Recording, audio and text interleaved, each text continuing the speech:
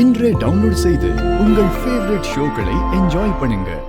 சின்ன வயதில் இழந்ததா நீங்கள் ஃபீல் பண்ணுறீங்க, உங்களுக்கு ஒரு ஏக்கம் ஒன்று இருக்கும்ல? என்னோட பர்த்டேஸ் நிறையா நான் மிஸ் பண்ணியிருக்கேன் சார். எனக்கு என்னோட பேர் மட்டும்தான் எனக்கு தெரியும், எங்கள் அம்மா அப்பா பேர் தெரியும். என்னோட பர்த்டே டேட் கூட எனக்கு நான் ஒரிஜினலாக பிறந்த டேட் அது கிடையாது.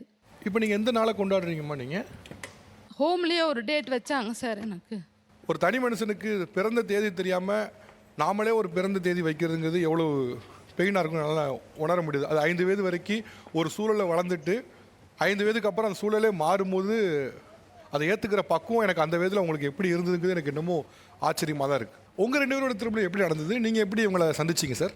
அவங்க படித்த ஆஃப்னேஜ் தான் நானும் படித்தேன். ஓ, ஒன்றா படிச்சிங்க? ஒன்றா படித்தேன். ஓ, எனக்கு சொந்த ஊர் நாகப்பட்டினம் பக்கத்தில் வேதாரண்யம் சார். ஓ. என்னுடைய அப்பா அம்மா சிறு வயசில் இறந்துட்டாங்க. எனக்கு ஒரு 5 வயசு இருக்கும்போது எங்கள் அப்பா அம்மா இறந்துட்டாங்க. என்னைய சொந்த பந்தம் யாருமே என்னை கவனிக்கலை.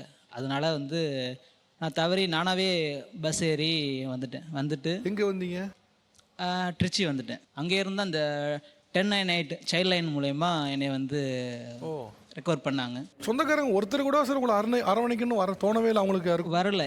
எனக்கு நிறைய நேரம் என்ன என்னுடைய வாழ்க்கையில் எங்கள் அம்மாவை தவறி இருக்கேன் சார்.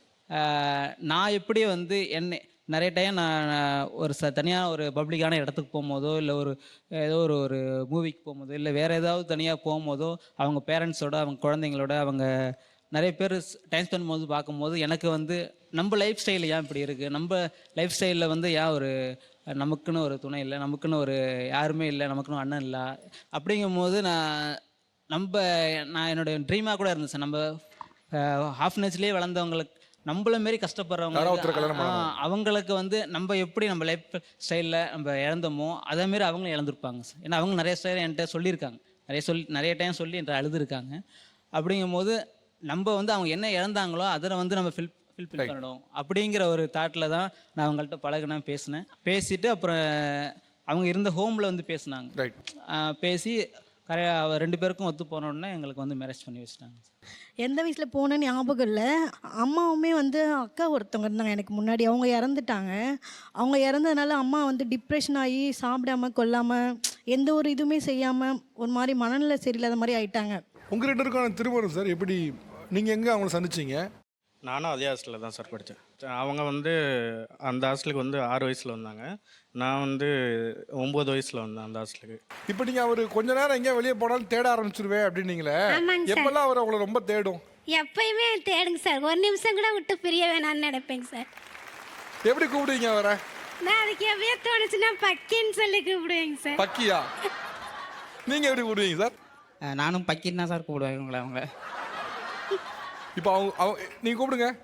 வேண்டாங்க சார், சும்மா கூப்பிடுங்க. பக்கி சார் சொல்கிறாங்க பக்கி.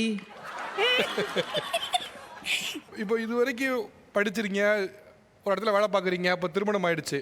உங்களுடைய ஒரு கனவுன்னு இருக்கும்ல வாழ்க்கையில், எனக்கு இப்படிலாம் ஒரு சின்ன சின்ன ஆசைகள் இருக்குது அப்படின்னா என்னென்ன ஆசைகள் இருக்குது உங்களுக்கு? எங்களை பொறுத்தளவுங்க சார், நாங்கள் அங்கே இருக்கிற அம்மா அப்பாக்களுக்கு நல்ல முறையாக நாங்கள் அவங்களுக்கு நல்ல முறையாக பார்த்துக்கணும். உங்களுக்கு தனிப்பட்ட கனவாக எதுவும் இல்லையாம்மா? இப்போது நானும் என் கணவரும் சேர்ந்து இங்கே போகணுன்னு பார்க்குறேன், நானும் அது மாதிரி தனிப்பட்ட கனவுன்னு எதுவுமே இல்லையா?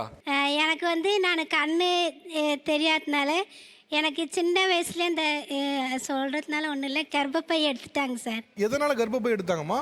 இல்லைங்க சார், நான் அப்போ கண்ணு தெரியாமல் இருக்கிறேன், எனக்கு இந்த இதெல்லாம் எடுத்து இது பண்ணிக்க தெரியாது, இந்த பிள்ளைக்கு ஒன்றும் தெரியாதுன்னு நினச்சி அப்போ எடுத்து விட்டாங்க சார். சின்ன வயசுலேயே டாக்டர் வச்சாமா? ஆமாங்க சார். இப்படி சட்டவிரோதமா அப்படி பண்ணக்கூடாது, டாக்டர்லாம் பண்ணக்கூடாது. எப்படி அது அப்போ அது மாதிரி எடுத்து விட்டாங்க சார். அதனால் இப்போ எனக்கு அதெல்லாம் தெரியலைங்க சார். நான் நல்லபடியாக தான் இருக்கேன். நான் அவரை குழந்தை மாதிரி, நான் அவருக்கு குழந்தை, எனக்கு அவர் குழந்தைங்க சார். அவ்வளோதாங்க. திருமணம் ஆகிறதுக்கு மேலே அவருக்கு தெரியுமாமா அது? தெரியுங்க சார். எல்லாமே அவங்க வீட்டில் சொல்லி, அவங்க அம்மா அப்பா, அவங்க அம்மாட்டையும் அவங்க தங்கச்சி, அவங்க தம்பி, அண்ணா எல்லாத்துட்டையும் சொல்லிவிட்டு அதுக்கப்புறம் தான் சார் நாங்கள் திருமணத்துக்கே ஒத்துக்கிட்டோங்க சார். நானும் அவங்கள்ட்ட சொன்னேன், இல்லை பரவாயில்ல எடுத்தாலும் பரவாயில்ல, நான் அதாவது யார் ஒத்துக்கிறாங்களோ இல்லையோ நான் உங்களை நான் பார்த்துக்கிறேன் அப்படின்னு சொல்லி, எனக்கு நீங்கள் குழந்தை, உங்களுக்கு நான் குழந்தை அப்படின்னு. ஆனால் எனக்கு உண்மையிலே ஒரு ஒரு ஒரு பெரிய ஆச்சரியம் சார். பொதுவாக ஒரு பெரிய திருமணம் பண்ணும்போது நிறைய பேர் நிறைய கனவுகளோடு வருவாங்க. ஆனால் எந்த வித கனவும் இல்லாமல் நான் அவங்கள பார்த்துக்கிறேன், அவங்க என்னை பார்த்துக்கிறேன், என்னுடைய வாழ்க்கை இணையர் அவங்க, என்னுடைய வாழ்க்கை இணையர் இவங்கன்னு 2 பேரும் எடுத்தது பார்க்கும்போது எனக்கு அவ்வளோ நெகிழ்ச்சியாக இருக்குது. நீங்கள் சொன்னதுயா, நேசமித்ரனோட ஒரு 2 வரி உண்டு. இந்த உலகில் பெயரிடப்படாத அனைத்திற்கும் ஒரு பரிசுத்தம் உண்டு, இதுவும் அப்படியாக இருந்துட்டு போகட்டுமே அப்படின்னு. உண்மையிலே அவ்வளோ பரிசுத்தமானது உங்கள் 2 பேர் லவ். சார் வணக்கம் சார். என் பேர் வந்து குபேந்திரன். எனக்கு விவரம் தெரிஞ்சே வந்து ஹாஸ்டலில் தான் இருந்தேன். எந்த ஊர் சார் நீங்கள்? தருமபுரி டிஸ்ட்ரிக்ட் தான் சார். எனக்கு விவரம் தெரிஞ்சு அப்பா அம்மான்னு கூட்டதை கூட அந்த ஹாஸ்டலில் அம்மாவே அப்பாவும் தான். அப்பா அம்மா இருக்காங்கன்றதே எனக்கு தெரியாது. ஒரு காலகட்டத்தில் எங்கள் அம்மா உனக்கு அம்மா இருக்காங்க, உடம்பு சரியில்லை அப்படின்னு சொல்லிட்டு கூட்டிகிட்டு போனாங்க. நான் போய் என் கையில் அன்றைக்கி கொல்லி வைக்கிறேன் எங்கள் அம்மாவுக்கு. ஒரு ஹோம் வந்து எவ்வளோ பேரை உண்மையிலே ஹோமாக உள்ளடக்குதுன்னு ஒன்று இருக்குல்ல, அதில் வந்து கிறிஸ்தவ இல்லங்களுக்கு ஒரு பெரிய பங்கே இருக்குது. தமிழ்நாடு முழுவதும் கிறிஸ்தவ இல்லங்களாக இருக்கலாம் அல்லது கிறிஸ்தவ கல்வி நிறுவனங்களாக இருக்கலாம், அவர்கள் வந்து மொத்தமாக இந்த சமூகத்துக்கு செய்தோட பங்கு அளப்பரியது. அது கல்வியாக இருக்கலாம், இல்லை ஆதரவாக இருக்கலாம், இல்லை உணவு உடை எதுவாக வேணால் இருக்கலாம். ஆக்சுவலாக எங்கள் ஹஸ்பண்ட் வந்து உள்ளே ஒர்க் பண்ணுறதுக்கு எலக்ட்ரிஷியனாக உள்ளே வருவார். எல்லாமே அவர் தாங்க. அப்போ அவர் வரும்போது உள்ளே வரும்போது என்ன கேட்டாங்க, இந்த பையனை கல்யாணம் பண்ணிக்கோமா. என்ன சொல்கிறீங்க? நான் கேட்டாத உள்ளே இருக்க சிஸ்டர் தான் கேட்டாங்க. ஆக்சுவலாக உள்ளே இருக்க சிஸ்டர் தான் கேட்டாங்க. நானா சரின்னே என்னால் சொல்ல முடியல. அந்த டைமில் என்னால் எதுவுமே. ஏன் யோசிச்சிங்க? என்ன தயக்கம் இருந்தது சார்? நான் இங்கே என்ன சொல்லுவாங்க, ஆக்சுவலாக எங்கள் மம்மி என்ன சொல்லுவாங்க, அவங்க எல்லாமே சொல்ல ஆரம்பிச்சிட்டாங்க. எங்கள் ஹஸ்பண்டோட ஃபேமிலியை பற்றி எல்லாமே சொல்ல ஆரம்பிச்சிட்டாங்க. பையன் ரொம்ப நல்ல பையன், இங்கே கிட்டே தான் இருக்கான், ரொம்ப நல்ல பையன், நீ அந்த பையனை ஓகே பண்ணனா உனக்கு கல்யாணம் லைஃப் எல்லாமே நல்லா அமையும், நீ எங்கேயோ தூரமாலாம் போய் கல்யாணம் பண்ணி பண்ணுறதுக்கு நீ இங்கே கல்யாணம் பண்ணிக்கிட்டா ஓகே தானேன்ற மாதிரி அவங்க பேசினாங்க. பக்கத்தில் இருக்கிறதுக்கான சௌகரியமாக அமைஞ்சிச்சு. ஆமாம். அதுக்கு நான் என்ன பண்ணேன்னா, சரி கொஞ்சம் யோசிச்சு முடிவு பண்ணணும் அப்படின்னு சொல்லிட்டு தான் அப்படி தான் யோசிச்சுட்டே இருந்தேன். திடீர்னு எனக்கு ஒரு ஃபோன் கால் பார்த்தா இவர் தான். ஃபோனை எடுத்துகிட்டு, இல்லை பக்கத்தில் இருக்க என் ஃப்ரெண்டு இருந்தால், இல்லை அண்ணா பேசுகிறாரு, இந்த ஃபோன் கையில் கொடுத்துட்டான். நான் எடுத்து ஹலோ சொல்லுங்கன்றேன். என்னை கல்யாணம் பண்ணிக்க உங்களுக்கு விருப்பமா, கல்யாணம் பண்ணிப்பீங்களா அண்ணா கேட்கணுன்னே எனக்கு என்ன பதில் சொல்கிறதுனே தெரில. கடவுள் விட்ட வழி, நம்ம பார்த்துக்கலாம் அப்படின்னு சொல்லிட்டு ஓகே கல்யாணம் பண்ணிக்கலாம், ஆனால் 3 வருஷத்துக்கு அப்புறம் தான் கல்யாணம் பண்ணிக்கலாம், அது வரைக்கும் யாருக்குமே தெரியக்கூடாது. 3 வருஷம் எதுக்குன்னா கொஞ்சம் ரெடி. அவர் சொன்ன வார்த்தை அது, 3 வருஷம் கழிச்சு கல்யாணம் பண்ணிக்கலாம் அப்படின்னு சொல்லிட்டு. அதுக்கு மம்மிக்கெல்லாம் யாருக்கும் தெரிய வேண்டாம். கால் பண்ணி பேசும்போது இதுதான் பேசினார். சரி ஓகே, நானும் ஓகே சொல்லிட்டேன் சார், ஓகே கல்யாணம் பண்ணிக்கலாம், ஆனால் 3 வருஷம் கழிச்சு தானே சொல்கிறாங்க, அதெல்லாம் ஓகே. ஓகே. அவர் எலக்ட்ரிக்கல் வேலை பார்க்குறாருன்னு தெரியும். தெரியும் என்ன சார். வருமானம் அதெல்லாம் தெரியாது. அவர் எப்படி என்ன ஏதுன்னு எனக்கு எதுவுமே தெரியாது.